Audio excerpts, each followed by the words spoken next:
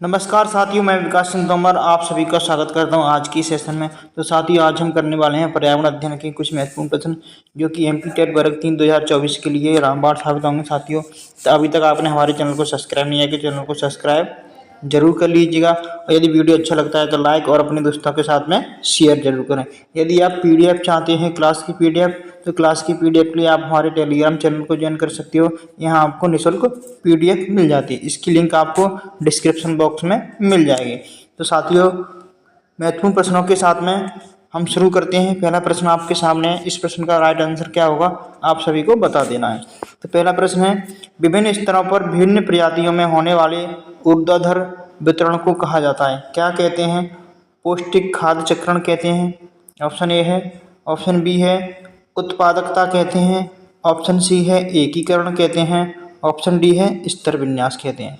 साथियों बताइएगा, चार ऑप्शन आपके सामने है। आपके पास अब ज़्यादा दिन का समय नहीं है साथियों, 10 तारीख को आपका एग्जाम स्टार्ट हो जाएंगे, तो तैयारी में अच्छे से लग जाइए साथियों। इस प्रश्न का जो राइट आंसर हो जाएगा ऑप्शन आपका डी आंसर होगा, यानी स्तर विन्यास बोलते हैं। क्या बोलते हैं? स्तर विन्यास कहते हैं। देखो, ऊर्ध्वाधर प्रजातियों विभिन्न प्रजातियों में होने वाले ऊर्ध्वाधर वितरण को क्या कहते हैं? तो स्तर विन्यास कहते हैं, यानी ऑप्शन आपका डी राइट आंसर होगा साथियों। ठीक है, चलते हैं हम आगे, इसके बारे में जान लेते हैं। तो विभिन्न स्तरों पर विभिन्न प्रजातियों का ऊर्ध्वाधर वितरण को स्तरीकरण कहा जाता है। क्या कहते हैं? इसे स्तरीकरण कहा जाता है। पौष्टिक बात करते हैं, पौष्टिक खाद्य चक्रण क्या होता है? पौष्टिक खाना एक संतुलित आहार होता है साथियों, ठीक है, जो आपके शरीर में सही मात्रा में पोषक प्रदान करता है। इसमें सभी पोषक तत्व शामिल होते हैं, जैसे प्रोटीन हो गया आपका, कार्बोहाइड्रेट हो गया, विटामिन्स हो गए, मिनरल्स हो गए, फाइबर्स हो गए।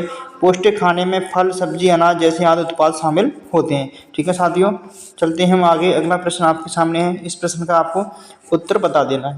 साथ ही हम सभी प्रश्नों की इसी तरह से विश्लेषण करते हुए आंसर देखेंगे, तो आपको लास्ट तक जरूर देखना है। ठीक है साथियों, तो क्वेश्चन नंबर 2 का राइट आंसर होगा, आपको बताना है, यदि किसी जनसंख्या में कम आयु वर्ग के व्यक्तियों की संख्या अधिक है तो इसका कारण क्या है? क्या कारण हो सकता है? किसकी बात की जा रही है? जनसंख्या कम है, आयु वर्ग के लोगों की क्या है? जनसंख्या कैसी है? कम है। तो क्या हो सकता है इसका कारण? लंबा जीवन काल और कम जन्म दर हो सकती है क्या? लघु जीवन काल और उच्च जन्म दर हो सकती है क्या? लघु जीवन काल और निम्न जन्म दर हो सकती है क्या? जन्म दर मृत्यु दर बराबर होगी क्या? बात की जा रही है कैसे? कम आयु वर्ग के व्यक्तियों की संख्या, यानी कम, यानी ज़्यादा एज वाले लोग नहीं मिलेंगे, यानी जवान लोगों की संख्या कैसी मिलेगी? आपको ज़्यादा देखने को मिलेगी। तो इसका जो राइट आंसर क्या हो जाएगा बताइएगा। इसका राइट आंसर होगा साथियों लघु जीवन काल और उच्च जन्म दर। लघु यानी कम जीवन होगा इंसानों का, और उच्च जन्म कैसी होगी? जन्म दर कैसी होगी? अधिक होगी। जन्म दर कैसी होगी साथियों? तो जन्म दर अधिक होगी, और लोगों का जीवन काल कैसा होगा? लघु होगा। ठीक है, तो ऑप्शन आपका बी राइट आंसर हो जाएगा। ठीक है, चलते हैं हम अगला प्रश्न है, नेक्स्ट प्रश्न है। इसका जो राइट आंसर है साथियों बी प्रश्न उत्तर हो जाता है। जनसंख्या वृद्धि के मुख्य कारण हो सकते हैं। प्रश्न आता है, जनसंख्या वृद्धि का मुख्य कारण क्या है? प्रजनन क्षमता, यदि ज़्यादा से ज़्यादा प्रजनन करेंगे। मृत्यु दर कैसी होगी? कम होगी। प्रवासन, यानी लोग रहने के लिए आएंगे अपने यहाँ। और आयु, कम आयु में यदि विवाह हो जाते हैं तो क्या ये जनसंख्या वृद्धि के मुख्य कारण हो जाते हैं। कौन कौन से? प्रजनन क्षमता अधिक होना, मृत्यु दर का कम होना, प्रवासन अधिक होना, और कम आयु वर्ग में विवाह होना। ठीक है, ये 4 कारण हैं, ये जनसंख्या वृद्धि के कारण हो सकते हैं। ठीक है साथियों, इसका जो राइट आंसर था बी ऑप्शन था। इसकी पीडीएफ आपको टेलीग्राम पर मिल जाएगी विद ऑप्शन के सहित। ठीक है साथियों, आपको आंसर की के साथ में इसकी पीडीएफ मिलेगी, तो आप पीडीएफ के माध्यम से क्वेश्चन को रिवीजन भी कर सकते हो, और पीडीएफ के माध्यम से जो अन्य जानकारियाँ आपको प्रोवाइड करवाई जा रही हैं उनको भी आप जान सकते हो। ठीक है साथियों, कौन सा कारक घर की संरचना या डिजाइन को निर्धारित करता है? तो आपको बताना है कौन सा कारक है जो घर की डिजाइन निर्धारित करता है। पानी की उपलब्धता करता है क्या? मौसम, जलवायु, सामग्री की उपलब्धता करता है क्या? उपजाऊ मिट्टी की उपलब्धता, पैसे। आपके सामने 4 ऑप्शन है, बताना है। क्वेश्चन नंबर 3 का जो राइट आंसर होगा मौसम, जलवायु और सामग्री की उपलब्धता। ये क्या करता है? संरचना और डिजाइन का निर्धारण करता है।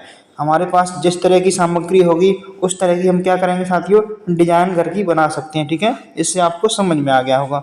और जिस तरह का मौसम होगा हम उस तरह के घर बनाते हैं, जिस तरह की हमारी जलवायु होगी हम उस तरह के क्या बनाते हैं? घर, यानी मकान रहने के लिए बनाते हैं। ठीक है सबसे इम्पोर्टेंट है सामग्री की उपलब्धता, जिस तरह की सामग्री होगी हम उसी प्रकार का मकान बना पाते हैं। ठीक है साथियों, तो ऑप्शन आपका कौन सा हो जाएगा, बी ऑप्शन राइट आंसर हो जाएगा। तो कौन सा कारक है, तो बी ऑप्शन राइट आंसर होगा। चलते हैं आगे। किस राज्य की उच्च सांद्रता पर फूलों की कलियां सख्त हो सकती हैं, जिसमें अंततः पौधे गिर जाते हैं, यानी पौधे से गिर जाती हैं। प्रश्न कह रहा है उच्च सांद्रता पर फूलों की कलियां सख्त हो जाती हैं, जिससे अंततः भी पौधे से क्या है, गिर जाती हैं। तो किसके कारण गिर जाती हैं, क्या कार्बन डाइऑक्साइड के कारण गिर जाती हैं, या कार्बन मोनोऑक्साइड के कारण गिर जाती हैं, सॉरी साथियों, कार्बन डाइऑक्साइड के कारण गिर जाती हैं, सल्फर डाइऑक्साइड के कारण गिर जाती हैं, नाइट्रोजन ऑक्साइड के कारण गिर जाती हैं। तो चार ऑप्शन आपके सामने बताना है। क्वेश्चन नंबर 4 का जो राइट आंसर होगा ऑप्शन सी हो जाएगा। तो सल्फर डाइऑक्साइड के कारण क्या हो जाती हैं, यह पत्तियां पौधों से क्या है, गिर जाती हैं। ठीक है साथियों, इसको आपको अच्छे से याद रख लेना है। यही बात करते हैं कार्बन मोनोऑक्साइड की। कार्बन मोनोऑक्साइड एक रंगहीन गंधहीन गैस है। यह प्राकृतिक गैस है।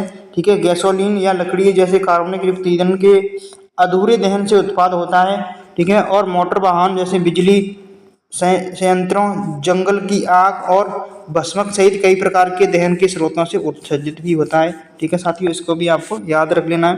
बात करते हैं कार्बन डाइऑक्साइड की। एक रंगहीन गैस है जो पौधे में प्रकाश संश्लेषण और पशु के जीवन के अस्तित्व के लिए आवश्यक है। ठीक है, यह ग्रीन हाउस गैस भी कहते हैं। ठीक है, कार्बन डाइऑक्साइड को क्या बोलते हैं, ग्रीन हाउस गैस भी बोलते हैं। ठीक है, जो एक बड़ी मात्रा में हानिकारक हो सकती है, जिसकी मात्रा यदि प्रकृति में बढ़ जाती है तो ये कैसी हो सकती है, तो यह हो सकती है हानिकारक हमारे लिए हो सकती है। ठीक है, कौन सी गैस, तो ग्रीन हाउस गैस। ठीक है, यही बात करते हैं कार्बन मोनोऑक्साइड की। इसे दम घोंटू गैस के नाम से भी जाना जाता है। किस गैस के नाम से जाना जाता है, तो दम घोंटू गैस के नाम से भी जाना जाता है। ठीक है साथियों, कौन सी गैस के नाम से जाना जाता है, तो दम घोंटू गैस के नाम से जाना जाता है, दम घोंटू। इसको आपको ध्यान रखने का। ठीक है, चलते हैं आगे। अगला प्रश्न आपके सामने है, प्रश्न नंबर 5। सुनामी शब्द को दो शब्दों से बना है। सुनामी शब्द है, दो शब्दों से बना है। कौन कौन से शब्दों से मिलकर के बना है, आपको ये बता देना है। ठीक है साथियों, बताइएगा। सुहरवल नामी लहर, सु बड़ा नाम यानी जल प्रवाह, सु बड़ा नाम यानी लहर, सु माने समुद्र तट का नाम लहर। तो बताइए इसका जो सब राइट आंसर होगा क्या होगा। क्वेश्चन नंबर 5 आपके सामने है। इसका जो राइट आंसर हो जाएगा तो ऑप्शन ए हो जाएगा। क्या हो जाएगा, सुहरवर नामी यानी लहर। ठीक है, ये इसका क्या है, दो शब्द हैं, इनसे मिलकर के बना है। अब बात की जाती है तो भारत में सर्वप्रथम आधिकारिक अनुमान के अनुसार 26 सितंबर 2004 को इंडोनेशिया के सुमात्रा द्वीप के निकट हिंद महासागर में आए भूकंप से उत्पन्न सुनामी के कारण लोग मारे गए थे। कई लोग मारे गए थे, कई लोग क्या हो गए थे साथियों, तो लापता हो गए थे। ठीक है, हजारों लोग कैसे हो गए थे, बेघर हो गए थे। 26 दिसंबर 2004 को आई सुनामी ने भारत के कई क्षेत्रों को प्रभावित किया। इन क्षेत्रों के नाम हैं तमिलनाडु हो जाता आपका, केरल, आंध्र प्रदेश, पुडुचेरी, अंडमान निकोबार द्वीप समूह। ये क्षेत्र हैं। ये क्षेत्र किससे प्रभावित हुए थे, तो सुनामी से प्रभावित हुए थे। कब, 26 दिसंबर 2004 को। यह एनसीईआरटी में दिया गया है साथियों, इसलिए मैंने आपको यहाँ पर प्रोवाइड करवाया। ठीक है, एनसीईआरटी में दिया गया है सुनामी के बारे में, तो यहाँ से आपको प्रश्न देखने को मिल सकता है। ठीक है साथियों, चलते हैं हम आगे बात करते हैं। अगला प्रश्न है आपके सामने, प्रश्न नंबर 6। बिल्ली प्रेमी के लिए तकनीकी शब्द है। तो बिल्ली प्रेमी के लिए क्या है, कैट लवर। बात की जाती है किसकी, कैट लवर की। तो कैट लवर के लिए कौन सा शब्द है बताइएगा। ठीक है, तो फिर जीव प्रेमी हो जाएगा, एलुरोफाइल हो जाएगा, साइनोफाइल हो जाएगा, हेलोफाइल हो जाएगा। बात की जाती है कैट लवर की। ये प्रश्न आपको एमपी टेट में आया हुआ प्रश्न है साथियों। ये प्रश्न कहाँ, एमपी टेट में आया हुआ प्रश्न है। ठीक है साथियों, तो आपको बता देना है इसका जो राइट आंसर होने वाला है क्या हो जाएगा, क्वेश्चन नंबर 6 का।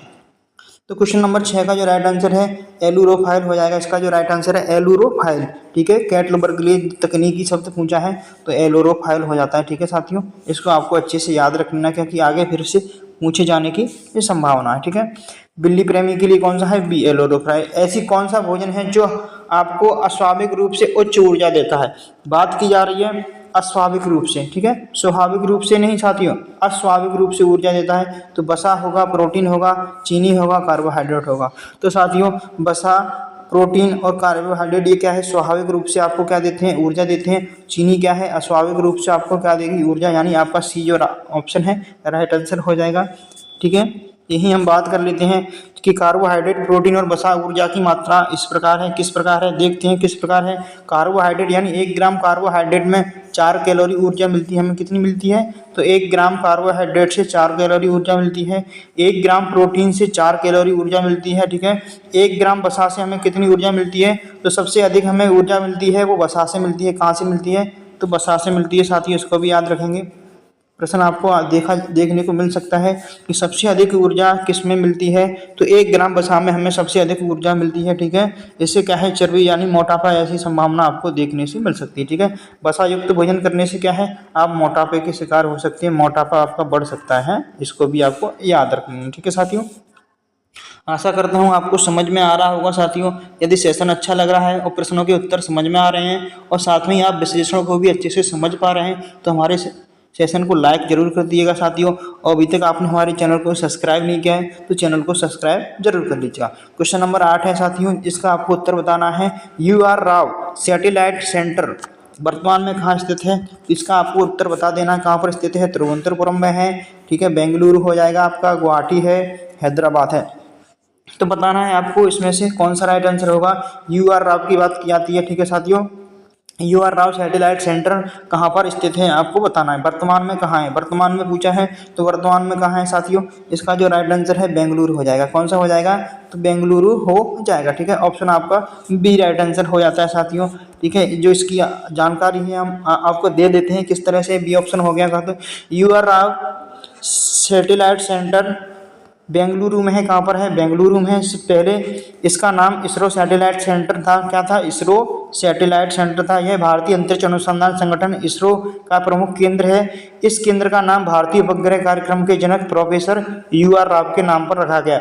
यहाँ से आपको प्रश्न देखने को मिल सकता है कि किसके नाम पर UR राव का नाम रखा गया था, तो प्रोफेसर UR राव के नाम पर इसका नाम रखा गया था। ठीक है, UR राव सैटेलाइट सेंटर। ठीक है, इसका नाम रखा गया किसका, तो UR राव सैटेलाइट सेंटर किसके नाम पर रखा गया था, तो UR राव के नाम पर रखा गया था। ठीक है, वर्तमान में ये कहाँ पर है, तो वर्तमान में आपका ये बेंगलुरु को देखने को मिलेगा। ठीक है साथियों, चलते हैं अगला प्रश्न है आपके सामने। इसका जो राइट आंसर है आपको बता देना है, बताइएगा। तो साथियों हम कम समय में अधिक जानकारी हासिल करने वाले हैं, तो सेशन को लास्ट तक जरूर देखिएगा। कम समय लेंगे साथियों, आपका ज़्यादा समय वेस्ट नहीं करेंगे और आपको अच्छी से अच्छी जानकारी उपलब्ध कराएंगे। तो बताइएगा क्वेश्चन नंबर जो 9 है, इसका जो राइट आंसर क्या होने वाला है। प्रश्न नंबर 9 आपके सामने है कि क्षुद्र ग्रह ट्रैकिंग प्रणाली एटलस किसकी संपत्ति है। तो ये किसकी संपत्ति है, एटलस की बात की जाती है तो DRDO की संपत्ति है, इसरो की संपत्ति है, नासा की संपत्ति है, स्पेसएक्स की संपत्ति है। ठीक है, तो बताना है आपको। देखो DRDO क्या है, DRDO क्या है, जो हमारी आर्मी यानी सेना होती है ना, उसके लिए क्या है, ये यंत्र वगैरह बनाता है, यानी जो मिसाइल वगैरह होती हैं उनका निर्माण करता है। ठीक है, DRDO हथियार वगैरह बनाने का काम करती है ये वाली एजेंसी। ठीक है, इसरो क्या है, इसरो हमारी क्या है, भारत की एजेंसी है, जो अंतरिक्ष एजेंसी है। इसरो के बारे में तो आप सभी को पता ही होगा, कहाँ की एजेंसी है, तो इसरो हमारी भारत की एजेंसी है। तो बताना है क्षुद्र ग्रह ट्रैकिंग प्रणाली एटलस किसकी संपत्ति है। क्वेश्चन नंबर जो 9 का राइट आंसर है तो नासा की संपत्ति है। किसकी संपत्ति है, नासा की संपत्ति है।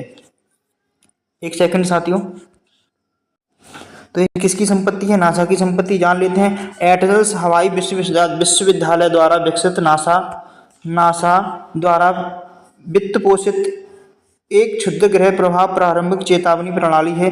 इसमें 4 दूरबीनें हैं। कितनी दूरबीनें हैं साथियों, 4 दूरबीनें, इसको भी याद रख लेंगे। ठीक है, एटलस में कितनी दूरबीनें हैं, तो 4 दूरबीनें हैं। ये क्या करती हैं, हवाई 2 हैं, हवाई दूरबीन है जो कितनी हैं, 2 हैं। एक चिली की है, एक दक्षिण अफ्रीका इसमें शामिल है, जो चलती वस्तुओं की तलाश में हर रात कई बार पूरे आकाश में स्वचालित रूप से स्कैन करती हैं। ये क्या करती हैं, ऊपर से स्कैन करती हैं और क्या करती हैं, चित्र भेजती हैं। क्या भेजती हैं, चित्र भेजती हैं, यानी इमेजेस भेज देती हैं वहाँ से। ठीक है, वो भी अच्छी क्वालिटी की इमेज है भेजती हैं। ठीक है, इसका नाम क्या है, एटलस है। ठीक है, ये क्या है, एक तरह की दूरबीन है जो अंतरिक्ष में काम करती है। ठीक है साथियों, इसे आप फिर याद रखेंगे। जिसका जो राइट आंसर है आपका सी हो जाएगा, यानी नासा की, कहाँ की है, ये नासा की है। ठीक है, संपत्ति कहाँ की है, तो नासा की संपत्ति हो जाएगी। अगला प्रश्न है आपके सामने, प्रश्न नंबर 10। निम्नलिखित में से कौन सा मृदा निर्माण का कारक नहीं है? तो कौन सा कारक मृदा निर्माण का नहीं है? समय है, जलवायु है, जीव है, मिट्टी का खुरदरापन।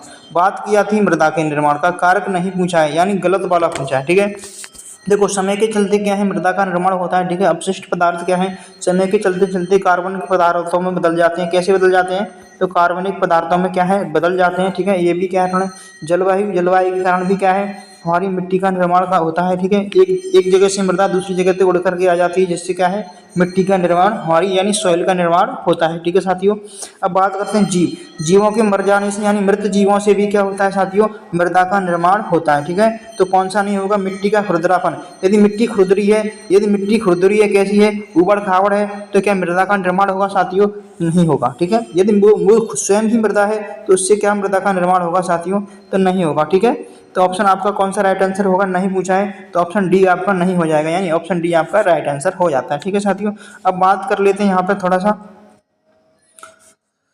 मृदा का निर्माण नहीं होता। मृदा का निर्माण के सहायक कारक कौन कौन से हैं? तो मूल सामग्री होती है, जैसे इसको आपको पढ़ लेना है। ठीक है साथियों, जलवायु होती है आपकी, स्थलाकृति होती है, जीव होते हैं, ये सब चीजें क्या है, देखो जीव जैविक क्रिया, मृदा के नमी धारण की क्षमता बढ़ती है, नाइट्रोजन मिलता है, मृत पौधे मृदा को ह्यूमस देते हैं। क्या देते हैं? ह्यूमस यानी मिट्टी में बदल देते हैं। ठीक है साथियों, जिसको आपको पीडीएफ के माध्यम से पढ़ लेना है, टेलीग्राम को आप पे पीडीएफ मिल जाएगी, उसकी लिंक आपको, टेलीग्राम की लिंक आपको डिस्क्रिप्शन बॉक्स में भी मिल जाएगी साथियों, यदि आप ज्वाइन करना चाहते हैं तो। निम्नलिखित में से कौन भारत की सबसे छोटी नदी है? बात की जाती है भारत की सबसे छोटी नदी है, गंगा है, गोदावरी है, अरवरी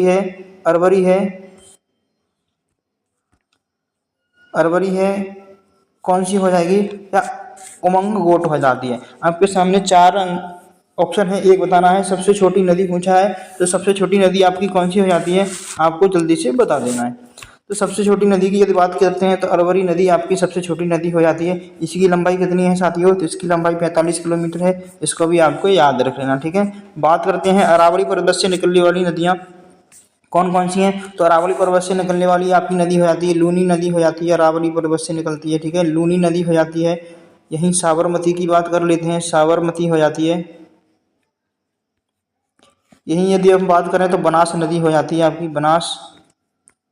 यहीं यदि बात करें तो माही नदी हो जाती है। कौन सी नदी हो जाती है? तो माही नदी हो जाती है। ये सारी नदियाँ कहाँ से निकलती हैं? ये निकलती है अरावली पर्वत से निकलने वाली नदियाँ हैं। ठीक है, एक अरवरी नदी भी है, कौन सी है? जो अरवल जिले से निकलती है। कहाँ से निकलती है? अरवल जिले से निकलती है, थानागाजी के पास सखारा बांध से निकलती है। कहाँ से निकलती है? तो सखारा बांध से निकलती है। इसकी कुल लंबाई कितनी है साथियों? तो इसकी कुल लंबाई 45 किलोमीटर। यह है नदी अलवर जिले के लिए मुख्य जल का स्रोत है। ठीक है, और भारत की सबसे छोटी नदी भी है। ठीक है, कौन सी है? तो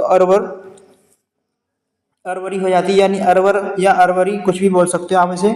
ठीक है, तो अरवरी नदी हो जाती है सबसे छोटी। ठीक है, भारत की सबसे लंबी नदी कौन सी है? गंगा है। भारत की सबसे लंबी नदी गंगा है, जिसकी लंबाई कितनी है? 2525 किलोमीटर है साथियों। कितनी है? तो 2525 किलोमीटर है, इसको आपको याद रखना है। भारत की 5 सबसे लंबी नदियां हैं, जिसमें पहली नंबर पर गंगा आ जाती है, फिर आपकी गोदावरी है, दूसरे नंबर पर गोदावरी हो जाती है, फिर कृष्ण नदी हो जाती है आपकी, फिर यमुना नदी हो जाती है, और लास्ट में आपकी नर्मदा नदी हो जाती है। ठीक है, इन सभी की लंबाई दी गई है, इसे आपको अच्छे से याद कर लेना है। ठीक है साथियों, चलते हैं आगे नेक्स्ट प्रश्न पर। आपके सामने है, भारत में डैश या उससे कम क्षमता के जल विद्युत यंत्रों को लघु जल विद्युत के रूप में वर्गीकृत किया है।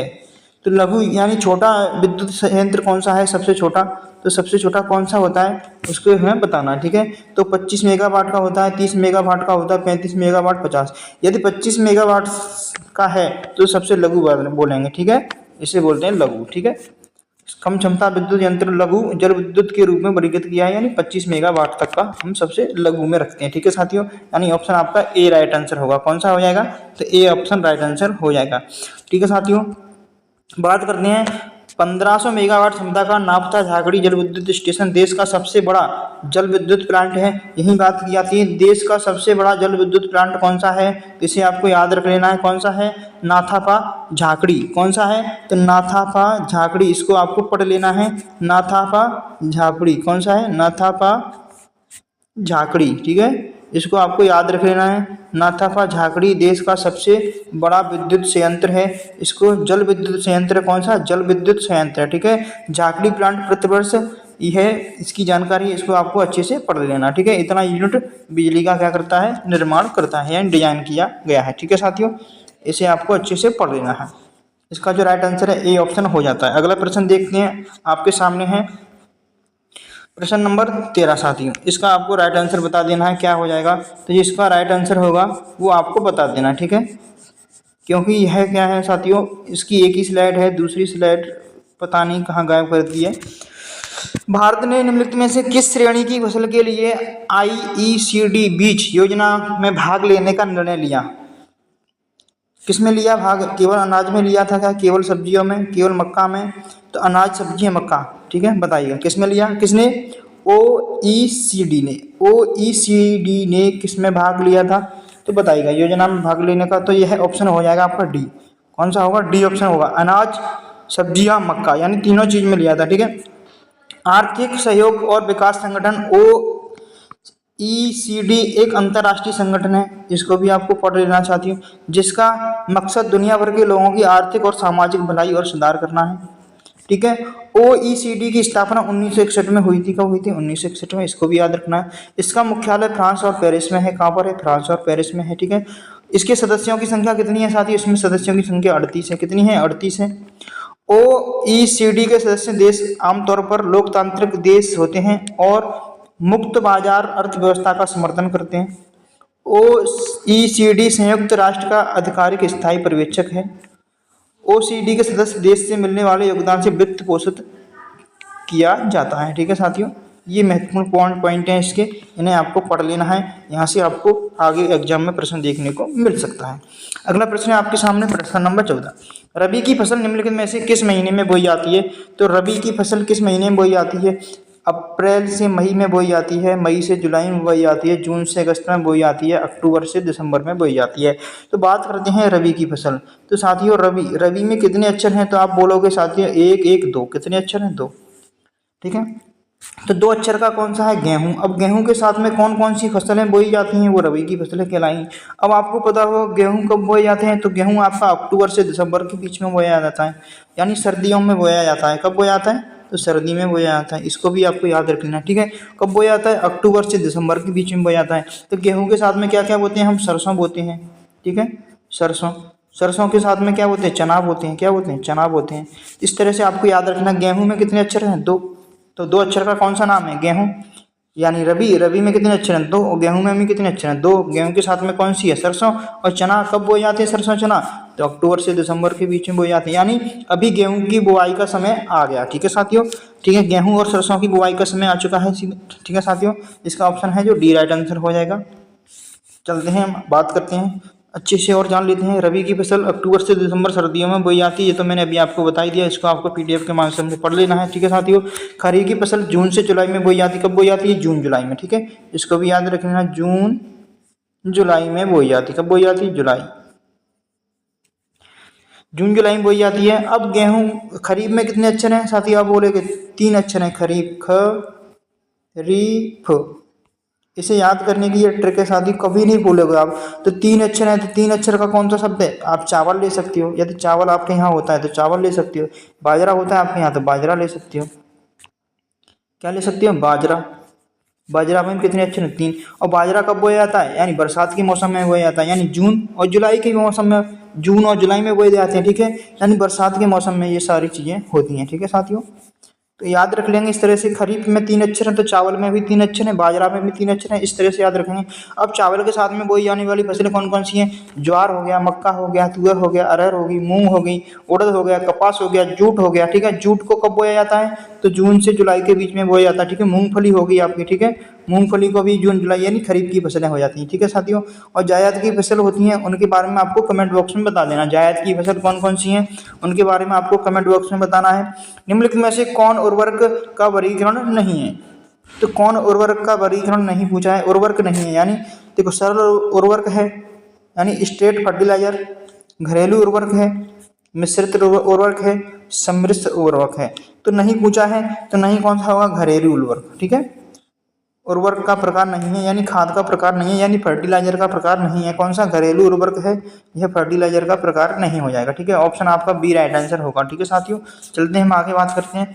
निम्नलिखित में से कौन उर्वरक नहीं है, तो बी वाला ऑप्शन आपका राइट हो जाता है। चलते हैं हम आगे। निम्नलिखित में से कौन एक एक्वा कल्चर का प्रकार नहीं है। क्वेश्चन नंबर 16 है आपके सामने। तो निम्नलिखित में से एक एक्वा कल्चर का प्रकार नहीं है। कौन सा नहीं है, मछली पालन नहीं है, शैवाल पालन नहीं है, सागरीय कृषि नहीं है। केवल ऑप्शन एक हो जाएगा आपका, केवल ऑप्शन 2 और 3 हो जाते हैं, केवल 2 3 हो जाते हैं। ऑप्शन ना 1 है और ना 2 है, ना ही 3 है। ठीक है, तो बताइएगा कौन सा आपका राइट आंसर होने वाला है साथियों। ना ही 1 है, ना ही 2 है, ना ही 3 है। ठीक है, नहीं पूछा है। एक्वा कल्चर बात करते हैं एक्वा कल्चर की, तो एक्वा कल्चर में आपका मछली पालन भी आ जाता है, शैवाल पालन भी आ जाता है, सागरी मछली आ जाता है। ठीक है साथियों, शंख शंख पालन भी आ जाता है। ठीक है साथियों, झींगा पालन आ जाता है आपका, समुद्री कृषि आ जाती है आपकी। ठीक है, ये सारी चीज़ें आपकी किस में आती हैं, एक्वा कल्चर के अंतर्गत आ जाती हैं। ठीक है साथियों, इसमें नहीं पूछा है तो नहीं कौन सा है, तीनों में से कोई भी नहीं है। ठीक है साथियों, यानी तीनों क्या है, एक्वा कल्चर के प्रकार है। ऑप्शन आपका कौन सा हो जाएगा, ऑप्शन डी राइट आंसर हो जाएगा। यानी तीनों में से कोई भी हमारा गलत नहीं है। ठीक है, इसमें गलत पूछा है तो कोई भी गलत नहीं है। ठीक है साथियों, एक्वाकल्चर के अंदर क्या क्या आता है आपका, मछली पालन हो गया, शंख है, शैवाल है, दूसरे जीवों का पालन जैसे प्रजनन और कटाई करना। ठीक है, समुद्री कृषि, मछली पालन, झींगा पालन, सीप पालन, शैवाल पालन, ये सारी चीज़ें क्या में आती हैं, आपकी एक्वाकल्चर के अंतर्गत आ जाती हैं। ठीक है, जैसे आपको 3 तो नाम दे रखे हैं इसमें, हो सकता है आगे भविष्य में और भी पूछे जा सकते हैं, तो ये सारी चीज़ें इसमें आ जाती हैं। ठीक है, इसका जो ऑप्शन राइट आंसर है डी है। अगला प्रश्न है, सीड ड्रिल का प्रयोग निम्न में से किसकी सहायता के लिए किया जाता है। सीड ड्रिल बताइएगा, जानवरों किस द्वारा किया जाता है या ट्रैक्टर के द्वारा किया। सीड ड्रिल यानी बीज की जो बुआई होती है ना, हम बीज बोते हैं ना, तो बीज हम किसके माध्यम से बोते हैं, आज के समय में किसके माध्यम से बोते हैं बताइएगा। जानवरों के द्वारा बोते हैं या ट्रैक्टर के द्वारा, एक होगा या एक दो हो जाएगा, बोत यानी एक और दो दोनों हो जाएगा, ना ही एक ना ही दो, कौन सा हो जाएगा साथियों, इसका राइट आंसर आपको बता देना। ठीक है साथियों, आपने नकल तो नहीं कर ली है इसकी, नकल मत करना। ठीक है साथियों, बताइएगा तो किसके द्वारा बोलते हैं हम, इसका जो राइट आंसर है ट्रैक्टर के द्वारा बोलते हैं। ठीक है, सीड ड्रिल बोलते हैं ट्रैक्टर, ट्रैक्टर यानी ट्रैक्टर के द्वारा हम बुआई करते हैं, उसे बोलते हैं सीड ड्रिल। अब सीड ड्रिल मशीन हमारी कैसी होती है, मैं आपको दिखाता हूँ इमेज, जस्ट थोड़ा सा वेट करना साथियों। देखिए साथियों, ये रही सीड ड्रिल की आपकी मशीन, जिससे क्या है बुआई करते हैं, क्या करते हैं, बीजों को बोते हैं। इसमें क्या है, बीज डाल दिए जाते हैं, इसके अंदर क्या है, बीज डाल दिए जाते हैं। ये आपके सामने ट्रैक्टर लगा है, ट्रैक्टर के द्वारा ये पाइप हैं, इसके अंदर से बीज आते हैं और ज़मीन के अंदर चले जाते हैं। ठीक है, इससे क्या है बुआई की जाती है। ये बुआई करने की मशीन है, इसे बोलते हैं सीड ड्रिल। क्या बोलते हैं, सीड ड्रिल बोलते हैं। क्या बोलते हैं, सीड ड्रिल कहते हैं। ठीक है, देख लिया आपने। गांव के लोग तो सब जानते होंगे, जो शहरों के हैं उन्हें नहीं पता होगा, तो इसलिए मैंने ये इमेज दिखाई है। ठीक है साथियों, इसे आपको देख लेना है। तो साथियों चलते हैं हम आगे। अगला प्रश्न है, अंतर्राष्ट्रीय, इसका जो राइट आंसर बी हो जाएगा। ठीक है, अंतर्राष्ट्रीय T20 किस वर्ष शुरू किया गया था, तो अंतर्राष्ट्रीय T20 किस वर्ष शुरू किया गया था। तो साथियों यह भी प्रश्न MP टेट में आया हुआ प्रश्न है, और जो इसका आयोग ने आंसर बना है मैं उसी को आपको बताऊंगा। ठीक है, और जो इसके साथ में एडिशनल जानकारी होगी वो भी मैं आपको बताऊंगा। ठीक है साथियों, तो अंतर्राष्ट्रीय T20 किस वर्ष शुरू किया गया था, 2003 है, 2004 है, 2005 है, 2006 है। ठीक है, जो आयोग ने आंसर माना है वो आंसर आपका साथी हो जाएगा ऑप्शन बी, 2004 में शुरू किया गया था। कब किया गया था, 2004 में। ठीक है, तो अब मैं बता रहा हूँ अपना पहला अंतर्राष्ट्रीय T20 कब खेला गया था, तो T20 2005 में खेला गया था। कब खेला गया था, तो 17 फरवरी 2005 में खेला गया था। कब, तो 17 फरवरी 2005 में खेला गया था पहला T20। ठीक है, कहाँ पर खेला गया था, तो ऑकलैंड के ईडन पार्क में खेला गया था। कहाँ खेला गया था, तो ये खेला गया था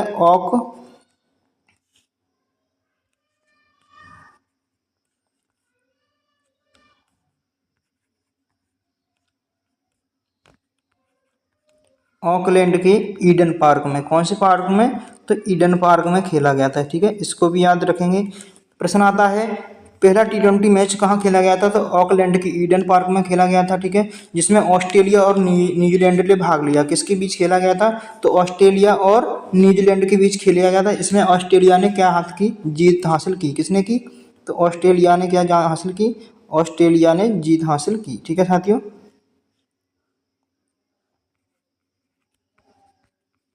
तो ऑस्ट्रेलिया ने क्या हासिल की, जीत हासिल की। ऑकलैंड के ईडन शहर में किया गया, 17 फरवरी 2005 को खेला गया था। ठीक है, इसको याद रखेंगे। जो आयोग ने आंसर माना वो क्या है, बी ऑप्शन हो जाता है आपका। ठीक है साथियों, यही हम बात कर लेते हैं भारत ने T20 कब खेला था। तो भारत की बात करते हैं तो भारत ने पहला T20 कब खेला था। तो भारत ने पहला T20 1 दिसंबर कब खेला था, तो 1 दिसंबर को खेला था। ठीक है, इसे आपको याद रखना है। 1 दिसंबर 2006 में खेला था। कब खेला था, 1 दिसंबर 2006 में खेला था। कहाँ पर खेला था, तो जोहान्सबर्ग में खेला था। ठीक है, इसको भी याद रख लेंगे, जोहान्सबर्ग में खेला था। ये आपसे प्रश्न पूछा जा सकता है कि भारत ने पहला T20 मैच कब खेला था, तो ये जोहान्सबर्ग में खेला था। ठीक है, किसके खिलाफ खेला था, तो दक्षिण अफ्रीका के खिलाफ खेला था। ठीक है, दक्षिण अफ्रीका, दक्षिण अफ्रीका। ठीक है साथियों, इसको भी आपको याद रखना। भारत ने कब खेला था, 1 दिसंबर 2006 को पहला खेला था। ठीक है, कहाँ पर खेला था, तो जोहान्सबर्ग में खेला था। ठीक है, किसके खिलाफ खेला था, तो दक्षिण अफ्रीका के खिलाफ खेला था। ठीक है साथियों, इसको भी आपको याद रख लेना। अगला प्रश्न है, टेस्ट क्रिकेट में सबसे तेज शतक लगाने का रिकॉर्ड किस खिलाड़ी के नाम से है, तो किस खिलाड़ी के नाम है। Option A Adam Gilchrist, Virender Sehwag, बैंडवे ने मैकुलम, एबी डिविलियर्स। साथ ही इस तरह के नाम इन्होंने गिनके कौन रखता है, एबी डिविलियर्स हैं, डिविलियर्स। तो बताइएगा इसका जो राइट आंसर होने वाला है क्या हो जाएगा। क्वेश्चन नंबर 19 का जो राइट आंसर है सी है। किसने, तो ब्रेंड ब्रे मैकुलम। ठीक है, खिलाड़ी का नाम है, इसे आपको याद रख लेना है। चलते हैं हम आगे। अगला प्रश्न आपके सामने है, मध्य प्रदेश क्रीड़ा परिषद का पुनर्गठन कब किया गया था। तो मध्य प्रदेश क्रीड़ा परिषद का पुनर्गठन कब किया गया था। साथ ही ये भी एमपी टेट 2022 में पूछा गया प्रश्न है, एमपी टेट में पूछा गया प्रश्न है। तो आपको बता देना है इसका जो राइट आंसर क्या हो जाएगा, आपको बताना है। ठीक है, तो 1 सितंबर 1984 में किया गया था। कब किया गया था, 1 सितंबर 1984 में किया, यानी ऑप्शन आपका बी राइट आंसर हो जाएगा साथियों। तो साथियों सेशन कैसा लगा, यदि सेशन अच्छा लगा हो तो कमेंट बॉक्स में जरूर बताइएगा। अभी तक आपने हमारे चैनल को सब्सक्राइब नहीं किया तो साथियों सब्सक्राइब जरूर कर लें। मिलते हैं अगली वीडियो में, तब तक के लिए सभी साथियों को नमस्कार, जय हिंद, वंदे मातरम, धन्यवाद।